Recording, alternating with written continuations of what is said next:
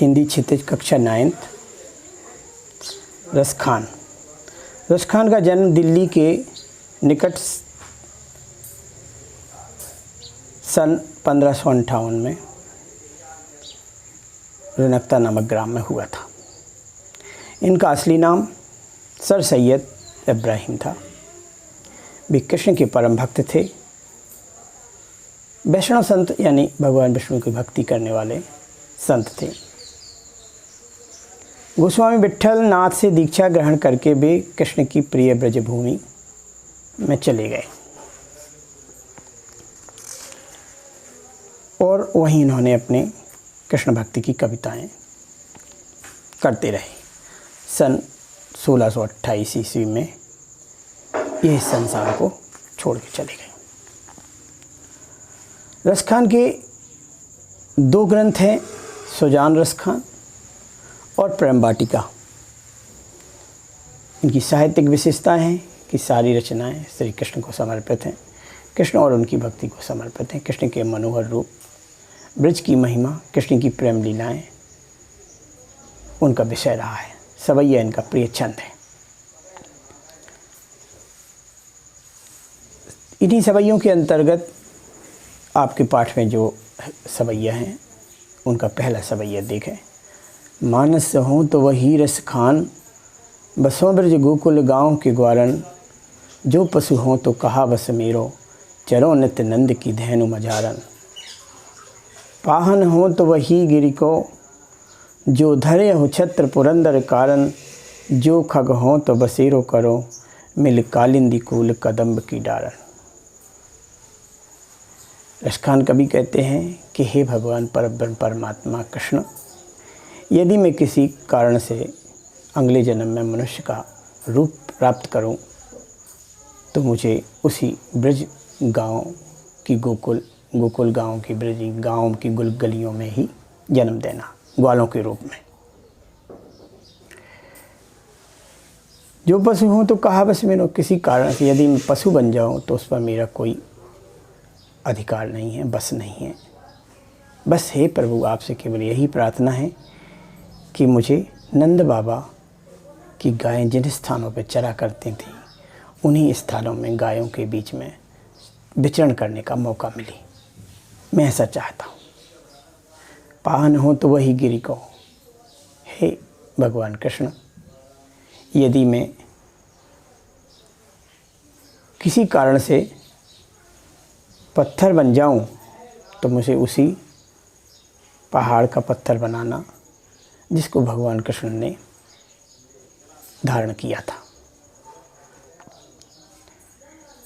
पाहन हो तो वही गिरि को, जो धरे हो छत्र पुरंदर कारण। छत्र पुरंदर, उनको छत्ते की तरह धारण किया था, और पुरंदर यानी इंद्र के प्रकोप के कारण से। पुरंदर यानी इंद्र होता है। जो खग हो तो बसेरो करो, मिली कालिंदी कूल कदम्ब की डारन। किसी कारण से यदि मुझे पक्षी का जन्म मिल जाए, तो हे प्रभु, आपसे केवल यही प्रार्थना है कि मुझे कालिंदी यानी यमुना नदी के किनारे जो कदम्ब के पेड़ लगे हैं, कूल यानी किनारा होता है, उन्हीं कदम्ब की डालों पर मुझे बसेरा करने को मिले। प्रस्तुत सभी में रसखान यह इच्छा व्यक्त की है कि हमें जो भी स्वरूप प्रदान हो नए जीवन में, वो तो कृष्ण की जन्मस्थली से लगा हुआ कोई भी तथ्य हो, चाहे पशु हों, चाहे पक्षी हों, चाहे मनुष्य हों, लेकिन ब्रजभूमि के प्रति वो अपने महान समर्पण को, कृष्ण भक्ति के प्रति अपनी महान समर्पण भावना को व्यक्त करते हैं। दूसरा सवैया है, या लकुटी अरुकाम रिया पर राज तिहूँ पुर को तजडारो, आठों सिद्ध नवो निधि को, सुख नंद की गाय चराए बिसारो। रसखान कबे इन आँखन सो, करो ब्रज के बनबाग तड़ाग निहारो, कोट के ये कलधौत के धाम, करील के कुंजन ऊपर वारो। यहाँ रसखान कृष्ण की प्रिय वस्तुओं के लिए सब कुछ छोड़ने को लिए तैयार हैं। वे कहते हैं यदि मुझे कृष्ण की लाठी और कंबल मिल जाए तो वे तीनों लोगों का साम्राज्य छोड़ने को तैयार हैं। 8 सिद्धियाँ और 9 प्रकार की निधियाँ मिल जाने पर भी जो लाभ होता है वह मुझे केवल नंद बाबा की गाय चराने मात्र से प्राप्त हो जाएगा। वे कहते हैं वह दिन कब आएगा जब मैं अपनी आँखों से वन बाग के ब्रज के वन बाग तालाब इत्यादि देखूंगा।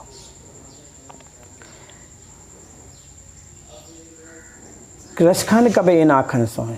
रसखान कभी कहते हैं कि इन आँखों से मैं कब निहारूंगा ब्रज के वन बाग तड़ाग निहारूं। ब्रज के जो वन हैं, बाग हैं, तड़ाग यानी तालाब हैं इत्यादि का कब मुझे इन आँखों से देखने का मौका मिले, ऐसा वो ईश्वर से प्रार्थना करते हैं। कौटक ये कल धौत्य के दाम करील के कुंजन ऊपर भारो। ब्रजभूमि में करील एक कांटेदार पौधा होता है, तो उन करील के पौधों के पास भी रसखान को रहने का यदि मौका मिल जाए तो भगवान से कहते हैं कि मैं करोड़ों और कौटिक धाम जो हमारे राजमहल हैं उनको भी त्यागने के लिए तैयार हूँ। यानी इस भावना से ये पता चलता है कि उनकी भक्ति कृष्ण के प्रति अनन्य है और कृष्ण जन्मस्थली, कृष्ण स्थान के लिए वो अपने सब कुछ समर्पण करने को तैयार है। 8 सिद्धि, 8 प्रकार की सिद्धियाँ होती हैं, लघुमा अणिमा इत्यादि, और 9 प्रकार की निधियाँ होती हैं। निधि यानी संपत्ति, धन, और सिद्धियाँ होती हैं जिन विधियों से हमें धन प्राप्त होता है वो सिद्धियाँ कहलाती हैं, और जो धन प्राप्त होते हैं वो निधियाँ कहलाती हैं। इन 8 प्रकार की सिद्धि और 9 प्रकार की निधियों को केवल नंद बाबा की गाय ही चराने को मिल जाए, यानी उस स्थान ब्रजभूमि में, तो उसके लिए वो अपने जीवन को निछावर करने को तैयार है। मोर पखा सिर ऊपर रखे हों, गुंज की माल गरी पहनूंगी, ओढ़े पीताम्बर ले लकुटी बन गोधन ग्वारन संग फिरूंगी। भाव तो मोहि मेरो रस खान, सो तेरे कहे सब स्वांग करूंगी, या मुरली मुरलीधर की अधरा न धरी अधरा न धरूंगी। यहाँ एक गोपी अपने प्रिय कृष्ण की भांति अपना वेश बनाने को तैयार है। गोपियाँ कहती हैं हम कृष्ण की हर वेश को धारण करने को तैयार हैं। मोर पखा सिर ऊपर रखे हों, उनके मोरों का पंख अपने सिर के ऊपर रखने के लिए तैयार हैं। जो वो गुंज की माला पहनते हैं उन गुंजा के फूलों की माला भी हम पहनने को तैयार हैं। कृष्ण पीताम्बर अपने ऊपर धारण करते हैं, तो गोपियाँ कहती हैं हम कि पीताम्बर लेकर के, छड़ी लेकर, गोधन यानी गायों को लेकर ग्वालों के साथ वन वन फिरने के लिए भी गोपिकाएँ तैयार हैं। यानी जो क्रियाएँ कृष्ण करते हैं वो सब क्रियाएँ करने के लिए गोपियाँ तैयार हैं। भाव तुम सोई मेरो रस खान, सो तेरे कहे सब स्वांग। आगे गोपियाँ कहती हैं कि जो कृष्ण को स्वांग पहनना अच्छा लगता है वो सब हम करने को तैयार हैं, पर या मुरली मुरलीधर की अधरा न धरी अधरा न धरूंगी। यहाँ गोपियाँ केवल एक बात करने को तैयार नहीं हैं, वो कहती हैं कि जो ये मुरली बंसी है कृष्ण जिसे अपने ओंठों पर धारण करके मधुर वादन करते हैं, केवल इस बांसुरी को हम अपने ओंठों पर धारण करने के लिए कदापि तैयार नहीं हैं। यहाँ गोपियों को बांसुरी के प्रति ईर्ष्या भाव है, क्योंकि जब कृष्ण बांसुरी बजाते हैं तो उन्हें संसार के किसी अन्य व्यक्ति का ध्यान नहीं रहता है, गोपियों से उनका ध्यान दूर हो जाता है। इस कारण से गोपियाँ बांसुरी को अपनी सौत बताती हैं, अपने से कृष्ण से दूर रखने के कारण से वो उससे थोड़ा सा ईर्ष्या करती हैं कि जब कृष्ण बांसुरी बजाते हैं तो वो सब कुछ भूल जाते हैं।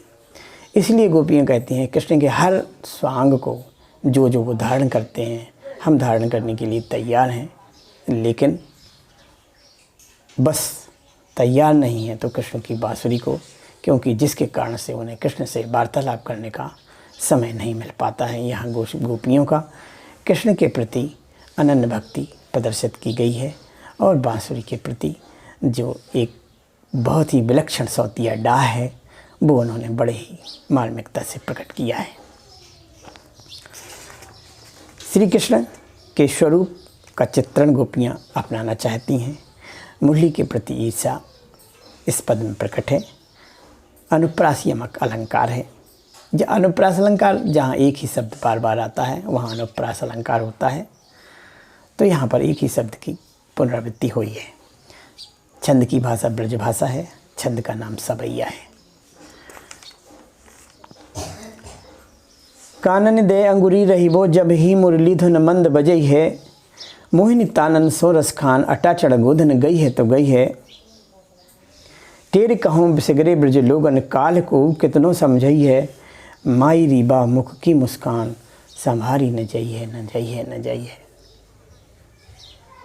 यहाँ गोपियाँ कि जब जब कृष्ण की बांसुरी है मंदबंद स्वर में बजेगी मैं उसे नहीं सुनूंगी। जब जब कृष्ण बांसुरी का मधुर वादन करेंगे हम अपने कानों में उंगली लगा लेंगे। मुरली की धीमी धीमी आवाज़ आते ही हम अपने कानों में उंगली लगा देंगे। मोहिनी तानन सोरस खान अटा चढ़ गोधन गई है तो गई है। अटारी जैसे ऊंचे स्थानों पर चढ़कर यदि रसखान कवि कहते हैं कि गोपियाँ कहती हैं कि कृष्ण यदि अटारी जैसे ऊंचे स्थानों पर चढ़कर के भी अच्छे गीत बजा गाते हुए बांसुरी का वादन भी करें तो भी हम उधर ध्यान नहीं देंगे। वह अटारी पर चढ़कर फागुन का गोधन गीत गाएं तो भी नहीं सुनूंगी। अटारी यानी ऊंचे स्थान। वे सारे ब्रजवासियों को चीख चीख कर कहना चाहती हैं कि मैं उसकी बांसुरी या गोधन की ताने नहीं सुनूंगी। मोहिनी तानन सोरस खान अटा चढ़ गोधन गई है तो गई है। टेर कहूँ सब ब्रज सिगरे ब्रज लोगन वो सारे ब्रज के लोगों को बुला करके कह देंगे कि हम कृष्ण की बांसुरी को नहीं सुनेंगे।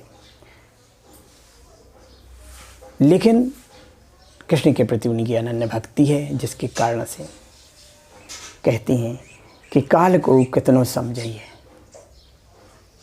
गोपियाँ कहती हैं कि कोई कितना ही समझा दे कि कृष्ण से दूर रहो लेकिन कृष्ण हम लोगों की कमजोरी है और हम लोग कृष्ण से दूर नहीं रह सकते हैं। तो माई रीबा मुख की मुस्कान हम सबकी एक ही कमजोरी है। एक सखी दूसरी सखी से कहती है कि हे सखी उस मुख की मुस्कान में ही इतना आकर्षण है कि उसको देखकर हम अपने आप की सुध बुध भूल जाते हैं। उस माई रीबा मुख की मुस्कान संभारी न जय है न जय है न जय है। यानी उस मुस्कान को देखकर हम अपने आप को संभाल नहीं पाते हैं, संभाल नहीं पाते हैं, संभाल नहीं पाते हैं। मुस्कान मुझसे संभालने नहीं संभलेगी अर्थात मैं उसके संगीत बस में नहीं उसकी मुस्कान के बस में हो जाऊंगी। इस तरह से गोपियाँ कृष्ण के प्रति अपनी अनन्य भक्ति प्रकट करती हैं।